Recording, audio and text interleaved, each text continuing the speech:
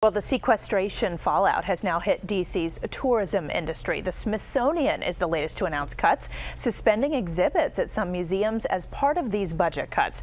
Candace Gibson live in Southwest Washington with how the cuts will impact D.C.'s bottom line. Candace? And Allison, that's because the Smithsonian needs to cut $42 million from its budget in this fiscal year. So it is closing down those less popular galleries. And while that might not seem like a big deal on its own, it's a latest in some cutbacks that has some people wondering on the long-lasting impact. Those storm clouds that hovered above D.C. today, perhaps an omen of things to come from a tourism standpoint?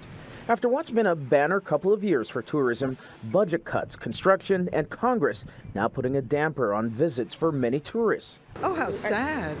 Oh, how sad. It's in large part because of sequestration.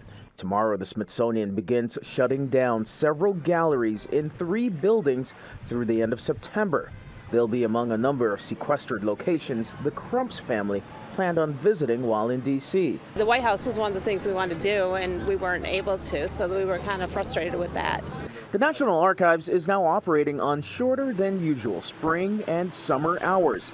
And while it's not sequester related, the Washington Monument, wrapped in scaffolding and cordoned off, only adds to that sense of unwelcomeness. It just makes it harder to get these people come a long distance to see many things, and now we have less time to see it all. Officials with Destination DC say despite the closures, there are so many other options for tourists, it will not hurt the number of visitors to our town.